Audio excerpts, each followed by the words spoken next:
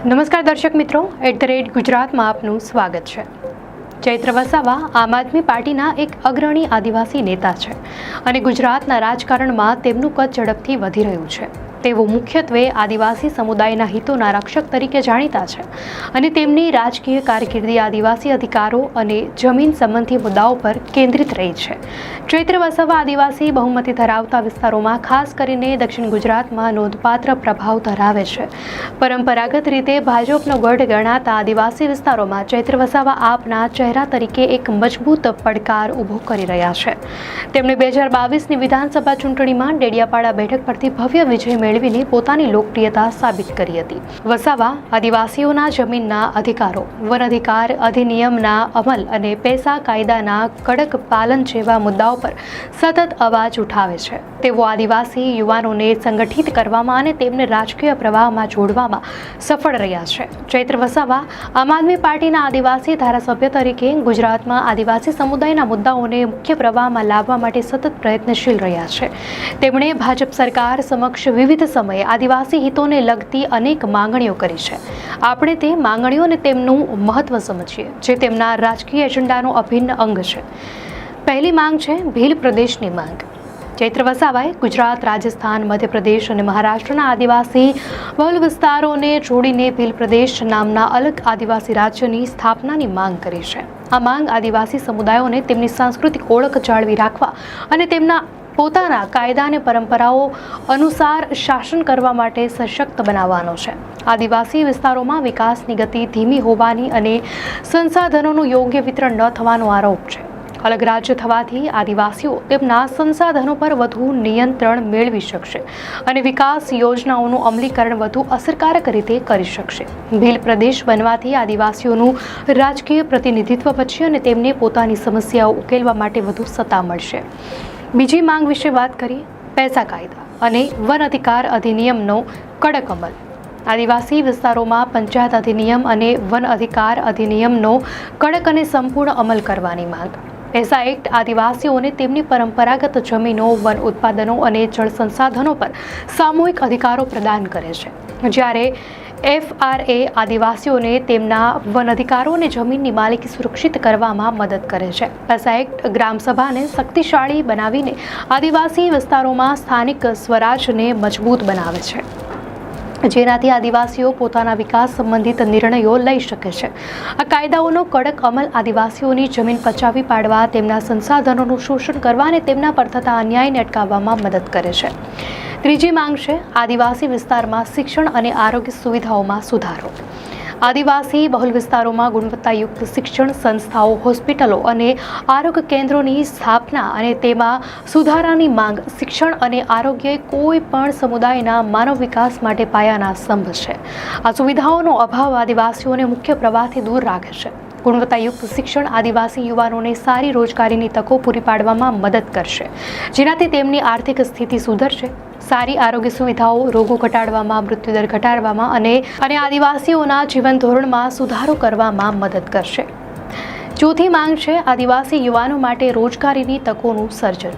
આદિવાસી યુવાનો માટે સરકારી નોકરીઓમાં અનામતનો સંપૂર્ણ અમલ, કૌશલ્ય વિકાસ, તાલીમ અને ઉદ્યોગ સાહસિકતાને પ્રોત્સાહન આપીને રોજગારીની તકો ઊભી કરવી। રોજગારી આદિવાસી પરિવારોને આર્થિક રીતે સશક્ત બનાવે છે અને તેમને ગરીબીમાંથી બહાર લાવવામાં મદદ કરે છે। સ્થાનિક સ્તરે રોજગારીની તકો ઉપલબ્ધ થવાથી આદિવાસી યુવાનોને કામની શોધમાં મોટા શહેરમાં સ્થળાંતર કરવું નહીં પડે। બેરોજગારી સામાજિક અશાંતિ અને ગુનાખોરી તરફ દોરી શકે છે। રોજગારીની તકો સામાજિક સ્થિરતા લાવવામાં મદદ કરે છે। પાંચમી માંગ છે આદિવાસીઓની જમીન હડપવા અને ખનિજ સંપત્તિના શોષણ પર રોક। આદિવાસીઓની જમીનો બિન આદિવાસીઓ દ્વારા ગેરકાયદેસર રીતે હડપવા પર કડક કાર્યવાહી અને આદિવાસી વિસ્તારોમાં ખનિજ સંપત્તિના અનિયંત્રિત શોષણ પર પ્રતિબંધ। આદિવાસી વિસ્તારો ખનિજ સંપત્તિથી ભરપૂર છે। તેના અનિયંત્રિત શોષણથી પર્યાવરણને નુકસાન થાય છે અને આદિવાસીઓને તેના ફાયદા નથી મળતા। જમીન અને જંગલ આદિવાસીઓના જીવન નિર્વાહનું મુખ્ય સાધન છે। તેના પરના અધિકારો છીનવાઈ જવાથી તેમની આજીવિકા જોખમમાં મુકાય છે। ચૈત્ર વસાવાની આ માંગણીઓ આદિવાસી સમુદાયના સર્વાંગી વિકાસ, તેમના અધિકારોના રક્ષણ અને તેમને રાજકીય, સામાજિક અને આર્થિક રીતે સશક્ત બનાવવાના ઉદ્દેશ્યથી કરવામાં આવી છે। તેમની આ માંગણીઓ ગુજરાતના આદિવાસી રાજકારણમાં એક મહત્વપૂર્ણ ભૂમિકા ભજવી રહી છે. ચૈત્ર વસાવા દ્વારા આદિવાસીઓના હિતમાં કરવામાં આવતી માંગણીઓ પર ભાજપના નેતાઓની પ્રતિક્રિયા મિશ્ર રહી છે, પરંતુ મોટાભાગે તેઓ ચૈત્ર વસાવાના અભિગમ અને ખાસ કરીને ભીલ પ્રદેશ જેવી અલગતાવાદી માંગણીઓને નકારાત્મક રીતે જુએ છે. રાજ્યના શિક્ષણ મંત્રી અને ભાજપના આદિવાસી નેતા કુબેર ડિંડોર જેવા નેતાઓએ ચૈત્ર વસાવાની ભીલ પ્રદેશની માંગને લઈને તેમની આકરી ટીકા કરી હતી. તેમણે ચૈત્ર વસાવાને છેતર વસાવા તરીકે સંબોધતા કહ્યું છે કે તેઓ જનતાને છેતરવાનું કામ કરી રહ્યા છે અને લોકોને ગેરમાર્ગે દોરી રહ્યા છે. ભાજપના નેતાઓ આક્ષેપ કરે છે કે ચૈત્ર વસાવા ભાગલાવાદી રાજકારણ કરીને સમાજમાં એકતા તોડવાનો પ્રયાસ કરી રહ્યા છે. જ્યારે ભારત એકતામાં માનનારો દેશ છે, ભાજપ સરકાર હંમેશા ગુજરાતમાં સર્વાંગી વિકાસ થયો હોવાનો દાવો કરે છે, જેમાં આદિવાસી વિસ્તારોનો પણ સમાવેશ થાય છે. તેઓ માને છે કે આદિવાસી પટ્ટામાં પણ ઇન્ફ્રાસ્ટ્રક્ચર અને ટુરિઝમનો વિકાસ થયો છે અને કોઈ પ્રદેશ સાથે અન્યાય થયો નથી. તો અન્ય નેતાઓનું પણ કહેવું છે કે જો ભીલ પ્રદેશ બનાવવાનો હોય તો ભાજપના નેતાઓ પોતે જ વડાપ્રધાન મોદી સમક્ષ રજૂઆત કરી શકે છે, પરંતુ તેના સંચાલન અને મહેસૂલ સંગ્રહના મુદ્દાઓ પર પ્રશ્નો ઊભા કર્યા છે, જે દર્શાવે છે કે તેઓ આ માંગણીને વ્યવહારિક રીતે અશક્ય માને છે. ચૈત્ર વસાવા પર થયેલા કેસોને લઈને ભાજપના નેતાઓ અને આમ આદમી પાર્ટી વચ્ચે ઘણીવાર શાબ્દિક યુદ્ધ જોવા મળ્યું છે. આ કેસોને ભાજપ દ્વારા રાજકીય ષડયંત્ર ગણાવ્યા છે, જ્યારે ભાજપના નેતાઓ તેને કાયદાકીય પ્રક્રિયાનો ભાગ ગણાવે છે. ભાજપના કેટલાક નેતાઓ જેમ કે સાંસદ મનસુખ વસાવા પણ ચૈત્ર વસાવા પર નિવેદનો આપતા રહ્યા છે અને કેટલીક વાર બંને નેતાઓ વચ્ચે ઘર્ષણ પણ જોવા મળ્યું છે.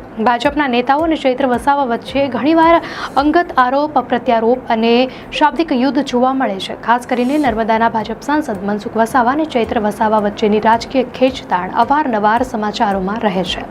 ચૈત્ર વસાવા આદિવાસીઓની અલગ ઓળખ અને અધિકારો પર ભાર મૂકી રહ્યા છે, જે ભાજપના સર્વસમાવેશક વિકાસના નેરેટિવ સામે એક પડકાર છે. આનાથી આદિવાસી રાજકારણમાં વધુ ધ્રુવીકરણ થઈ શકે છે, જ્યાં આદિવાસીઓ પોતાના હિતો માટે વધુ સંગઠિત થશે અને સરકાર પર દબાણ વધારશે.